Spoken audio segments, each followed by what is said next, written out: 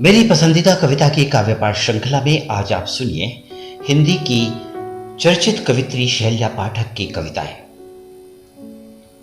शैल्या पाठक उन कवित्रियों में हैं जिन्होंने मध्यवर्गीय परिवार की विसंगतियों और विकृतियों को, उनके सुख दुख को बखूबी चित्रित किया है और उन्होंने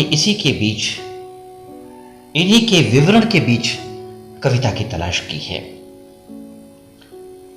शैल्या पाठक की कविताओं में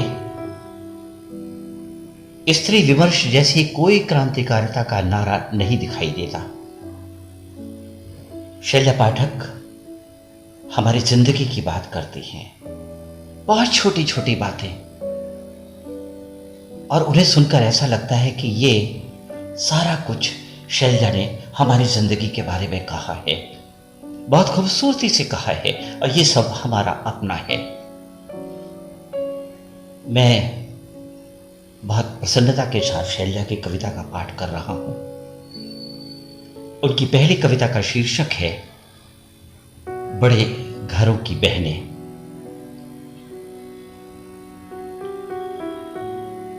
अव्वल तो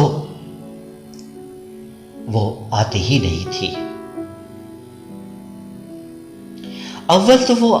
नहीं थी, पर जब भी आई मायका डरा डरा रहा। भाई भावज समझ ही न पाए क्या करने से खुश रहेगी बहन। घर का सबसे बड़ा बिस्तर उसे दिया गया। डर डर कर पूछा गया नाश्ते खाने में क्या बनाया जाए। भाभियां यूं आगे पीछे करती रही उसके, जैसे पेड़ नौकरानियां हों।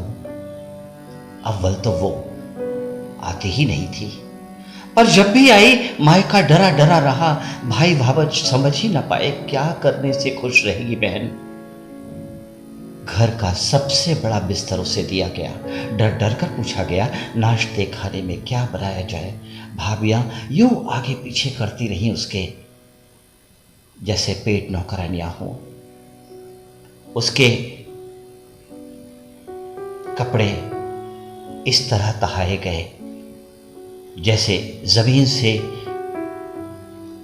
लगकर मैले ना हो जाएं। महंगे कपड़े, महंगे बैग, महंगे चश्मे का धौंस बना रहा। बच्चों को तमाम घूस देकर सिखाया गया कि हंगामा न करें, बुआ को इतनी तेज आवाज की आदत नहीं। बड़े घरों का भारी नेकलेस पहने ये पिता के सामने यूं तनकर बैठी कि पिता नजर नीचे कर ले। पश्मीने का शॉल उड़ाती बोलती रही, अरे पिताजी अब ये गांधी आश्रम का रूखा चादर छोड़िए, ये ओढ़िए।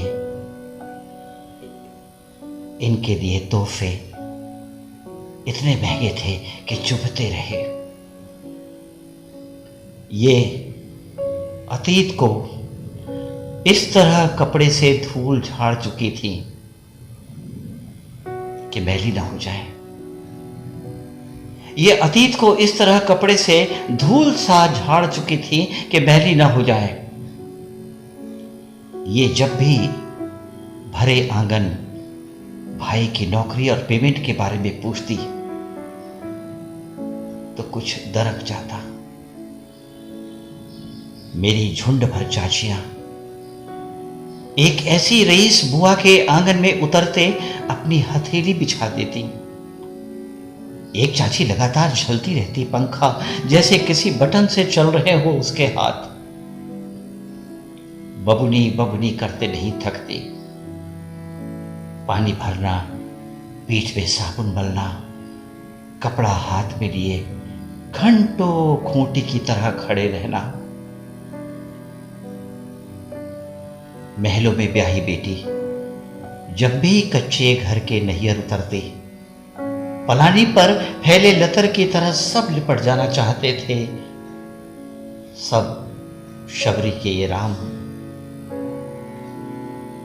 महलों में ब्याही बेटी जब भी कच्चे घर के नैयर उतरती, पलानी पर फैले लतर की तरह सब लिपट जाना चाहते थे, जैसे सबरी के ये राम। पर इन्होंने झूठे को झूठा कहा, कच्चे को कच्चा कहा, और गले यूं लगी जैसे शिकायतें। पर इन्होंने झूठे को झूठा कहा, कच्चे को कच्चा कहा, गले यूं लगी जैसे शिकायतें। गांव की तमाम गलियां, पगडंडी, बाग बगीचा पलक पावड़ा बिछाए रहा। ये नहीं गई मिलने, ये बस आई और गई। तमाम इसरार के बाद भी नहीं रुकी। 10 दिन बाद ही राखी है, उस दिन के लिए भी नहीं। ये बस आई और गई, ये बस आई और गई, तमाम इसरार पर भी न रुकी। 10 दिन बाद ही राखी है, उस दिन के लिए भी नहीं। ये जा रही हैं, सबसे आई थी मिलने, मिली। विदाई का सामान लिए भाभी ऐसे डरी रही जैसे अगर पैकेट खुल जाए तो नंगी ना हो जाए। महावर लगाए या नहीं, मांग भरे या बस छुआ दें। ये जा रही हैं, सबसे मिलने आई थी, मिली। विदाई का सामान लिए भाभी ऐसी डरी रही कि जैसे अगर पैकेट खुल जाए तो नंगी ना हो जाए। महावर लगाए या नहीं, मांग भरे या बस छुआ दें।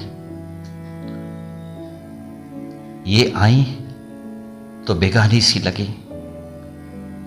ये ऐसे बदल गई थी जैसे इस घर की कभी रही ही नहीं।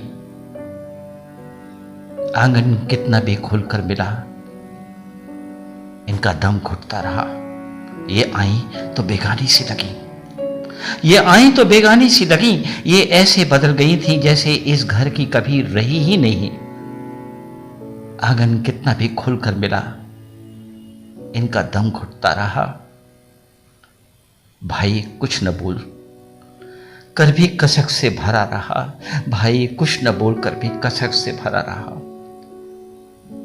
भाभियों को कहता रहा, अरे दीदी बहुत प्यार करती हैं, अब छुट्टी नहीं वरना रुक जाती राखी तक। भाई कुछ न बोलकर भी कसक से भरा रहा। ये कहते उसके आंसू न रुके। भाई कुछ न बोलकर भी कसक से भरा रहा। भाभियों को कहता रहा, अरे दीदी बहुत प्यार करती हैं, अब छुट्टी नहीं वरना रुक जाती राखी तक। ये कहते उसके आंसू न रुके रहे। डेनिम की जींस एरो की शर्ट का भार न उठाया जा रहा था। तुम कितनी बदल गई हो मेरी बहन, तुम कितनी बदल गई हो मेरी बहन। सावन में लौटी भी ऐसे कि सब सूखा रहा। भाई कुछ न बोलकर भी कसक से भरा रहा। भाभियों को कहता रहा, अरे दीदी बहुत प्यार करती हैं, अब छुट्टी नहीं वरना रुक जाती राखी तक। ये कहते उसके आंसू न रुक सके। डेनिम की जींस एरो की शर्ट का भार न उठाया जाता रहा। तुम कितनी बदल गई हो मेरी बहन। सावन में लौटी भी ऐसे कि सब सूखा रहा। हमारे घर की खिड़की तुम्हारे महलों की तरफ खुलती है। पुकार सुनो तो लौट आना, जैसे लौट आती है बेटी। हमारे घर की खिड़की तुम्हारे महलों की तरफ खुलती है, पुकार सुनो तो लौट आना, जैसे लौट आती है बेटी। मोह की छोह से भरी, लौटोगी कभी वैसे? राखी तो आ रही है ना, लौटोगी कभी वैसे? राखी तो आ रही है ना। और अब सुनिए शैलजा पाठक की एक और कविता। कविता का शीर्षक है जुक्कू डार्लिंग। कल सवेरे मेरे से जल्दी उठना, गर्म पानी कर देना 1 बाल्टी, कपड़ा कुर्सी पर रखा है, जब बोले तब थमा देना। तुम नहीं जानते, व्रत के दिन सवेरे से ही कमजोरी लगने लगती है। हम नहा धो के आराम करेंगे, तुम बाजार से कुछ सामान लेकर आना। बाजार में भीड़ होगी, साइकिल पर झूला आगे टांगना। तुम नहीं जानते, व्रत के दिन सवेरे से ही कमजोरी लगने लगती है। हम नहा धो के आराम करेंगे, तुम बाजार से कुछ सामान लेकर आना। बाजार में भीड़ होगी, साइकिल पर झूला आगे टांगना। 5 फल, 5 सुपारी, ब्लाउज पीस, कंघी, सीसा, चूड़ी, बिंदी, मेहंदी और मेरे लिए ग्लूकोज का पाउडर ले आना। कमजोरी कभी भी हो सकती है। शाम को जरा थाली में माला, फूल, अक्षत और हरितालिका कथा गीता प्रेस मूल्य 5 रुपए के साथ रखना। तुमको हिंदी समझ नहीं आएगी, तुम खाली पूजा के बाद चम्मच से कटोरी बजा देना। शाम को जरा थाली में माला, फूल, अक्षत और हरितालिका कथा गीता प्रेस मूल्य 5 रुपए ये साथ रखना। तुमको हिंदी समझ नहीं आएगी, तुम खाली पूजा के बाद चम्मच से कटोरी बजा देना। आरती के समय मेरा साड़ी संभालना, सिहोरा से सिंदूर लगाने से ही प्रेम बढ़ेगा। पूजा के बाद हम तुम्हारा पैर छुएंगे। साल बरस का त्योहार मनाना चाहिए। पूजा के बाद हमें चाय पिलाना। रात भर मेरे तरफ देखते रहना। कमजोरी लगेगी तो ग्लूकोज देना। सुंदर साड़ी पहनूंगी कल, समझे पागल।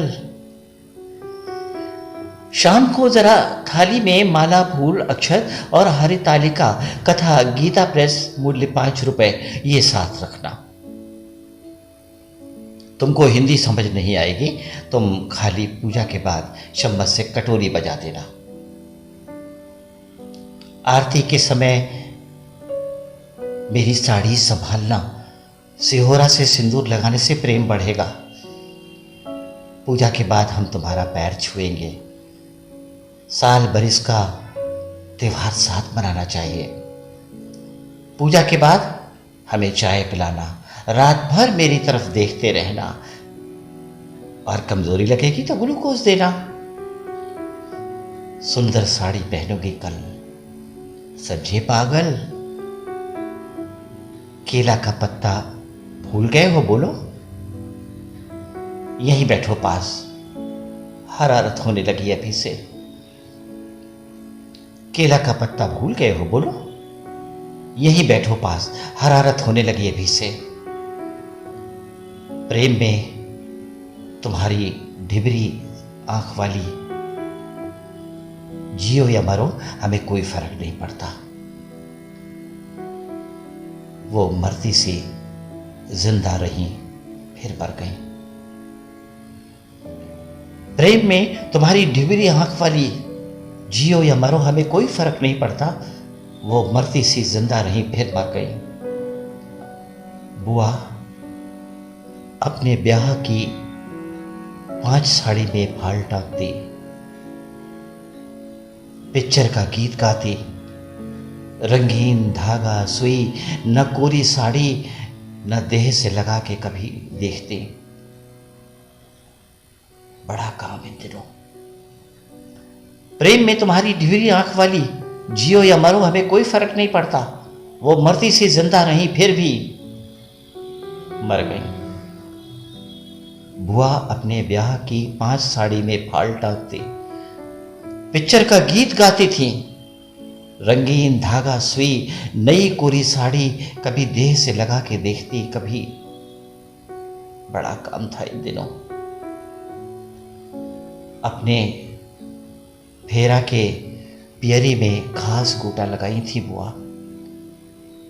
शहरी भौजी ने अपने पियरी से निकाल के दिया था, साथ ये ताना भी, बिन्नो शहर का खास असली गोटा है, कभी न देखे होंगे तुम्हारे ससुराल वाले। अपने फेरा के पियरी में खास गोटा लगाई थी बुआ। शहरी भौजी ने अपनी पियरी से निकाल के दिया था, साथ में ये ताना भी, बिन्नो शहर का खास असली गोटा है, कभी न देखे होंगे तुम्हारे ससुराल वाले। करेजा में कसक तो हुआ, लेकिन गोटा तो आखिर लगाना था। ठीक घूंघट की जगह चकपक झलमल था गोटा। 300 की साड़ी लाख की हो गई। अपने फेरा की पेरी में खास गोटा लगाई थी बुआ। शहरी बुआ ने अपनी पेरी से निकाल के दिया था, और ये ताना भी, बिन्नो शहर का खास असली गोटा है, कभी न देखे होंगे तुम्हारे ससुराल वाले। करेजा में कसक तो हुआ, लेकिन गोटा तो आखिर लगाना था। ठीक घूंघट की जगह चकपक झलमल सा गोटा। 300 की साड़ी लाख की हो गई। अपना शादी का बक्सा में भर भर के कढ़ाई बुनाई का सामान, अपना शादी के बक्सा में भर भर के कढ़ाई बुनाई का सामान, दरवाजा का स्वागत और तकिया का गुड नाइट भी।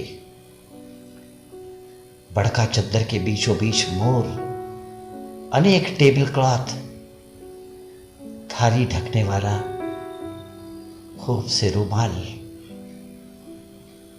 अपना शादी के बक्सा में भर भर के कढ़ाई बुनाई का सामान, दरवाजा का स्वागत और तकिया का गुड नाइट भी। बड़का चद्दर के बीचों बीच मोर, अनेक टेबल क्लॉथ, थाली ढकने वाला खूब सा रुमाल,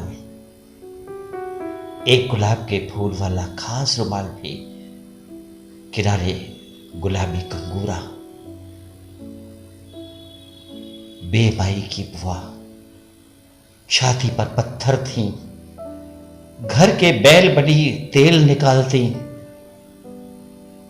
अब ब्याह खर्चा से झुकी जाती। बेमाई की बुआ छाती पर पत्थर थी, घर की बैल बनी तेल निकालती। अब ब्याह का खर्चे से झुकी जाती। भाभी ब्याह ही करेंगे कन्यादान। बुआ मन ही मन खुलकर नाचने को बेताब थी। बेचैन थी मछली वाली बिछिया के लिए, लाल पल्ला का साड़ी और हाथ भर घूंघट के लिए। बेमाई की बुआ छाती पर पत्थर थी। बेमाई की बुआ छाती पर पत्थर थी। घर के बैल बनी तेल निकालती। अब ब्याह खर्चा से झुकी जाती। भाई भाभी ही करेंगे कन्यादान। बुआ मन ही मन खुलकर नाचने को बेताब थी। बेचैन थी मछली वाली बिछिया के लिए, लाल पल्ला की साड़ी और हाथ भर घूंघट के लिए।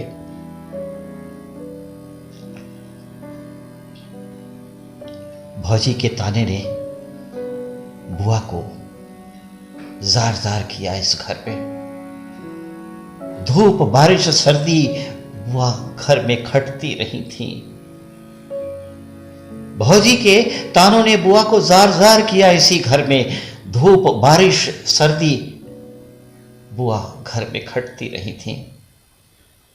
मन रोया था मायका छोड़ते, पर किसी और घर की चाबी का ख्वाब उनके कब्र में छन छन बजता। खूब रोई बुआ, खूब रोई बुआ। भाई से लिपट कर, एक साथ का बचपन याद कर, भाई की बेबसी याद कर, बुआ बड़का घर ब्याही गई। जमीन जायदाद वाले, 4 बैल 2 गाय 3 ट्रैक्टर वाला बड़का द्वार। डोली से आंख भर झांक रही थी बुआ। पैर का महावर खूब महका था। हाथ में सिहोरा लिए उतरी थी बुआ बड़का घर की कन्या बनकर। खूब मुंह दिखाई मिला। बुआ का खुरदरा हाथ देखकर कुछ खुसुर फुसुर भी। बड़े पलंग पर घूंघट ओढ़ के बुआ का दिल खूब धड़का, खूब चमकी मांग। इंतजार पहाड़ हुआ उस रात। खूब मुंह दिखाई मिला, खूब मुंह दिखाई मिला। बुआ का खुरदरा हाथ देखकर कुछ खुसुर फुसुर भी। बड़े पलंग पर घूंघट ओढ़ के बुआ का दिल खूब धड़का, खूब चमकी मांग। इंतजार पहाड़ हुआ उस रात। अगली तेज बारिश की सुबह, खरगोश सा अंधेरा, उजाला टटोलती बुआ को खबर मिली। फूफा ब्याह नहीं करना चाहते थे। शहर की पढ़ाई, उनकी घर काम में हाथ बटाने के लिए ब्याह किए। अगली तेज बारिश की सुबह, खरगोश सा अंधेरा, उजाला टटोलती बुआ को खबर मिली। फूफा ब्याह नहीं करना चाहते थे। शहर की पढ़ाई, उनकी घर काम में हाथ बटाने के लिए ब्याह किए। 1000 अरमान साजे बुआ आग के आगे तपी, उस घर में बैल की तरह खपी। बक्से के मोर ने आवाज लगाई तो थी। 1000 अरमान साजे बुआ आग के आगे तपी, उस घर में बैल की तरह खपी। बक्से के मोर ने आवाज तो लगाई थी। बरसों के दोहन के बाद जब सपाट हो गई छाती, जब पेट पीठ एक हो गया, जब कम हो गई नजर, जब सांस धोंकनी सी फूलने लगी, जब रोने की जगह कराहने ले ली। हमारे गांव की ब्याहुती बुआ मरने के लिए नैहर भेजी गई। कुछ कथा के किरदार बड़े जीवट होते हैं, कुछ कथा के किरदार बड़े जीवट होते हैं। कुछ मौत बेहद गुमशुदा होती है। कुछ छाती बोझ तले धड़कती इतनी सी कामना से भरी होती है, कोई उसकी छाती पर सिर रखे, उसकी धड़कन को सुने। कुछ कथा के किरदार बड़े जीवट होते हैं। कुछ मौत बेहद गुमशुदा होती है। कुछ छाती बोझ तले धड़कती इतनी सी कामना से भरी होती है, कोई उसकी छाती पर सर रखे, उसकी धड़कन को सुने। कुछ कविता रात का ख्वाब और सुबह की बकवास भी होती है। कुछ कविता रात का ख्वाब और सुबह की बकवास भी होती है।